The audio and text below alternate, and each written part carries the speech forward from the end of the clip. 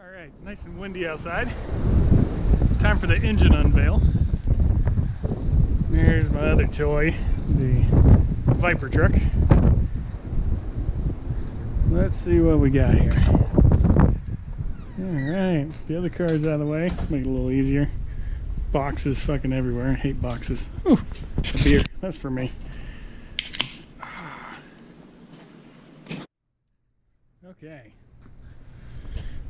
Now that we have a beer, we'll show you what this engine is.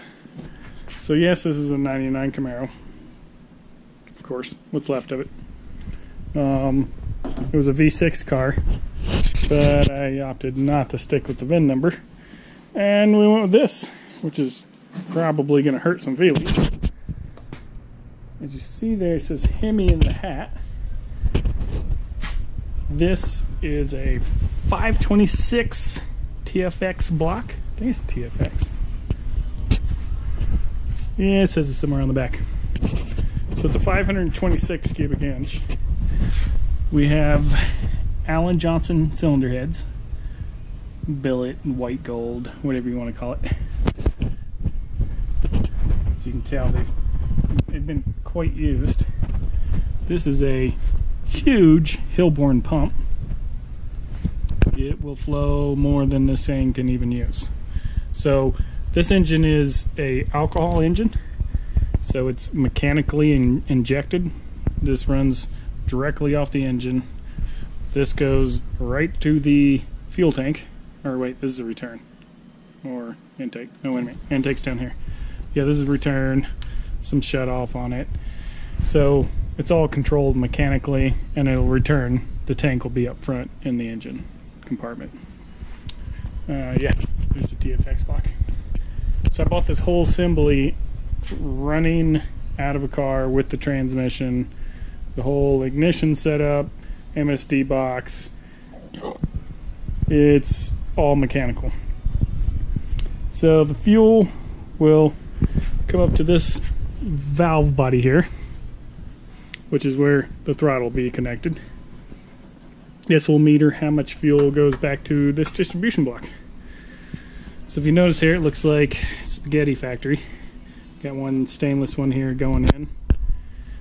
That distributes everything to these little lines. So each one of these has a different, some people call them pills or jet sizes. They have different sizes you can adjust. And there's more ports on the hat if you want to add more fuel or anything like that. So there's ports down here with little nozzles that'll spray in a certain direction right on top of the valves.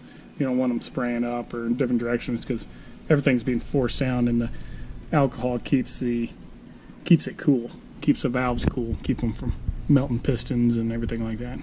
So there's one port per runner or intake.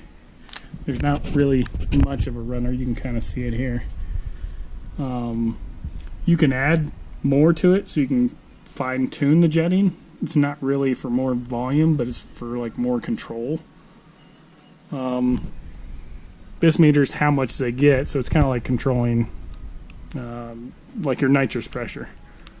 If you turn the pressure down here, then these spray less, but these are just jetted to certain sizes.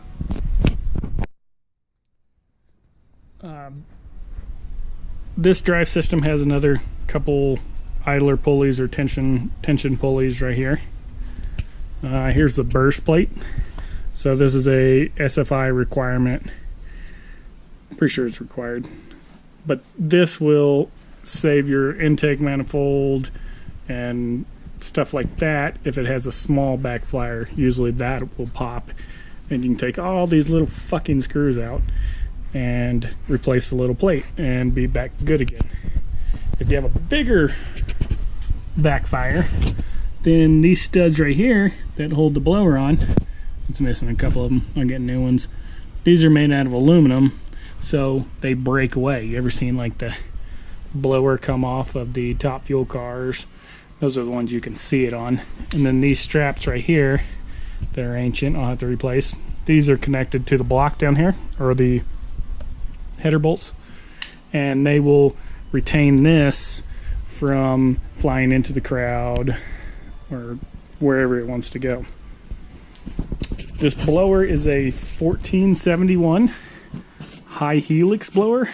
Not 100% sure on the whole definition of high helix, but I know that they set further back, and part of that reason, if I'm not wrong, is because these type blowers, they tend to force air forward towards the front of the engine the way they're screwing, so if it's not set back far enough, you'll starve the rear cylinders of air, so they'll have too much fuel, or you just won't have as much power per cylinder.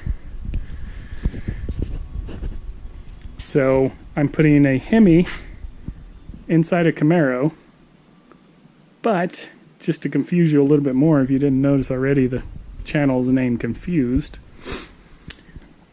This engine, as you can see right here, I didn't buy these stickers off eBay. They've been on there for quite a bit of time.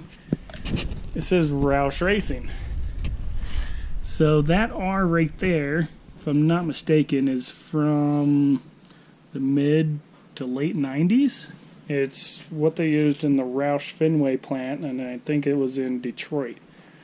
The person I bought this engine from worked for Roush Fenway for 20 years building the Roush race motors, not the ones you see in the Mustangs and stuff you can buy from your wherever. This is the Roush section that does the professional racing, the big boys. So it's a Roush Hemi, which was built in the plant. I confirmed it with the guy who built it, in a Camaro. So if you're confused, that's why we're naming the car Confused. This hat right here, you can see the carbon fiber really good, but it is freaking outstanding. And JBR, that's where the hat's from. So it's a TFX block. It's a Dan Olson funny car pan. So it's a wet sump. It's not a dry sump where you have all these scavenger pumps running off a drive over here or something. So this oil pickup right here will pick up from the back and the front of the engine, I believe. Maybe it returns to the... Yeah, I think it returns to the front. But then you've got these two over here that'll go to the oil filter, stuff like that. The drive system, I don't remember where that's from. RCD. This engine runs on M1 or M5 methanol, or it's pretty much pure alcohol. It's not as expensive as some race gases, but it's still, if you buy it by the 55-gallon drum, it's about $8, $9 a gallon.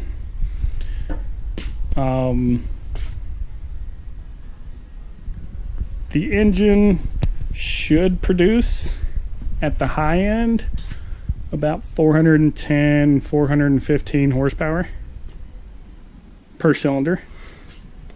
So it's about 3,300 at sea level. If you turn the blower all the way up, run it at like 95%, it's capable of producing 38 to 40 psi. If you can cram enough fuel in there, we can probably break something. I'm gonna be turning it all the way down as far as we can go. My engine builder that has built plenty of these said we can only turn it down to about 18 to 20 pounds of boost, which will, up here at this altitude, I mean up in Denver, it'll probably produce around 1,800 horsepower.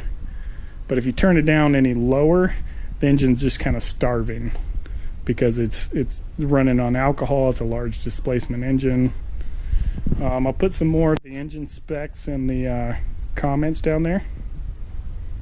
The ignition system, the cam, the rods. I've got some more pictures of the pistons. It's a 1.137 something wrist pin. So it's a gigantic wrist pin, and the pistons have been oversized. It's really overkill for what I'm doing and what the engine's capable of. Alright, so that's the engine so far. I'm sure I missed a bunch of shit.